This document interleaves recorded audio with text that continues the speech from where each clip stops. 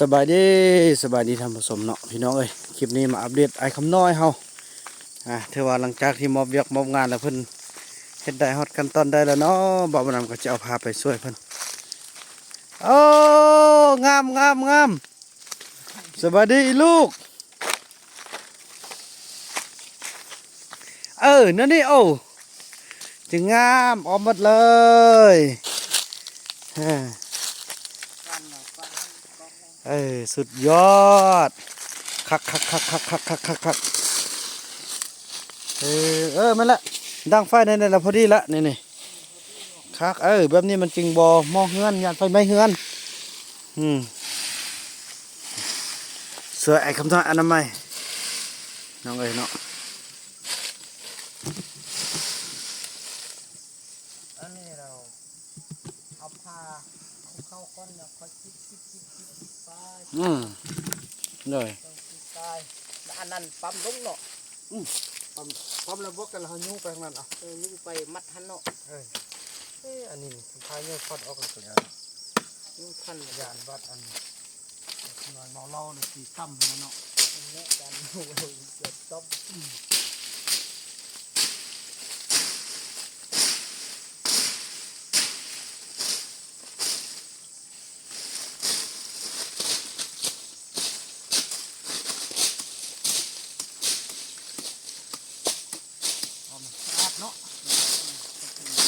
จ้องไว้ด้วยอันนี้จ้องไว้ก๊กเนี่ยกับภาษาของเราอันยังบุ้นเลยโค้มเนาะโค้มอันนั้นฟันขึ้นหอดหันกับฟันลูกเบิ่งลูกฟันจ้ะฟันฟันแบบนี้ฟันขึ้นมาชิ้นชี้สดได้อีมุกหันฟันหันมุกฟันละบริฟันเหือบอกมันสิก็ฟันหันฟันไปบริฟันตัวนี้เนาะฟันขึ้นเป็ดนี้ฟันหันกับซอสหันมันงามฟันกวางเด้องามบัดอันนั้นอีกข้อตอนน้ำหันเลยแล้วลูกเขาอาบน้ำนี้นะอาบน้ำแล้วเอาเว็บเอาย่างไปนี่เลยเนาะโอ้บางทีได้ต้อนน้ำให้คำน้อยน้อย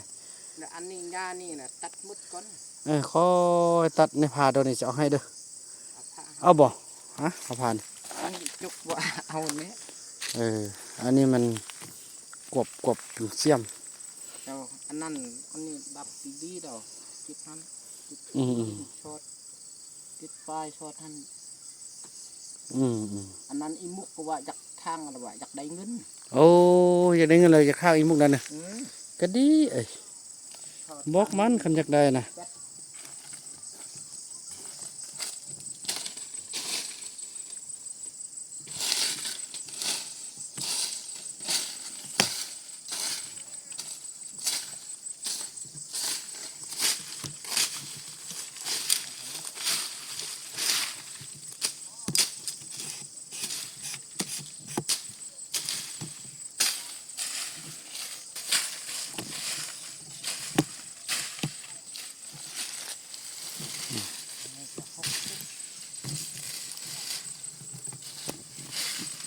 เบิ่งของไอ้คำนายทำงานกันอันนี้เสียบอะไรเฮ้ยเราโคตรแล้วเนี่ยเดี๋ยวงานให้กำลังใจไอ้คำนายเด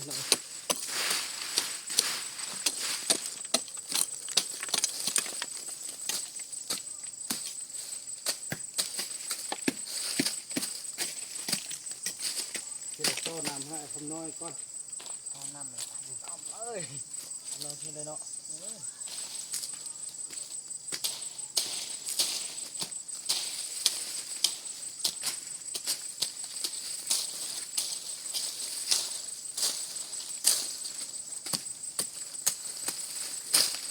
เข้ากันเนาะเราเก็บกับเขาทางมันลุ่มหันทางนี่กวาดมดแต่จุดมันหันจุดไม่ไฟมดแล้วก็จุดหันเลยเอาฟันบนเทิงแดงมันว่าจุดจะได้ไฟไหมกวดปลามันกินเน่าเองพอจุดแล้วมันไฟไหม้ต้นไม้ในตายบ่จุดเด้อบ่จุดมันมีแต่ขวดปลาเฉยๆขวดที่อันนั้นนี่นึ่งเขาอันนี้ออกเลยมันเป็นงามเด้อ เป็นงามออกมัดแม่นมันงามมันต้อนำเรื่องนั่นเวียอีพ่อต้อให้แล้วอีพ่อต้อนำให้ก็ได้ขึ้นมานำปะไว้นี้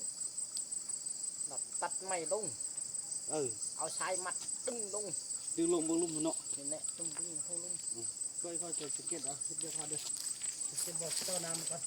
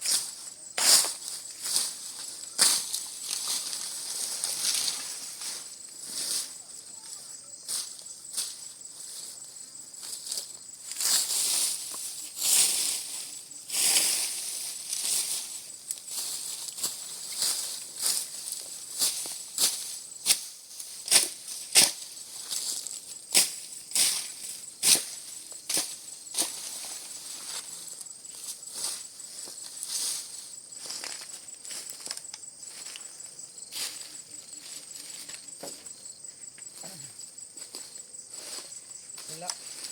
มีแต่นั้นไอ้คำนั้นมีแต่เบิ่งเอาไปท่ามันเป็นมันอ้อมมันก็เนาะเป็นเมื่อเลยว่าจริงจิต้อนำเข้ามาเบิ่งละทอดตองหันขึ้นมานี่เลยขึ้นมานี่เลยปะขึ้นแปะบนหินหันโอ้ยเอาไปลุ่มกันเลยทีเบิ่งเอาไว้อัพเบิ่งนั่นเอาอัพเบิ่งนั่นเอาอัพเบิ่งนั่นเนาะเบิ่งนั่นอันนี้ดังไฟกันว่าเขาเอาน้ำมันนี่เขาดังไฟมันถือเปียกเห็นบ่นั่นบ่เขาปั๊มต้นไม้ลงหลังกามันเห็นบ่อาบน้ำยันเอาน้ำไม้มันเป็นก่อนเด้อเป็นไหมกันเอาทำที่บุกควันบ่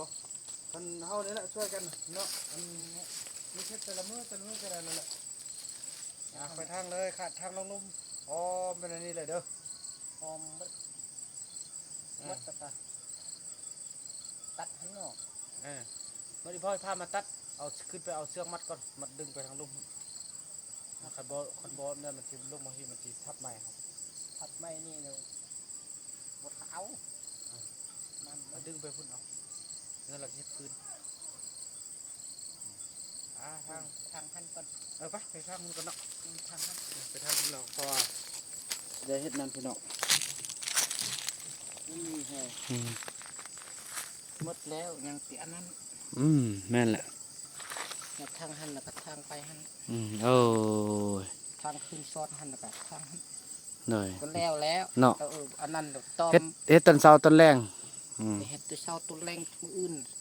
ต่อหันแล้วคืนหันอาบน้ำนี้ แม่นแหละเมื่อกี้ อา ต บ อนน่ะ น้ำหันก็ได้ มันถึกใหม่มันสิหัก อืม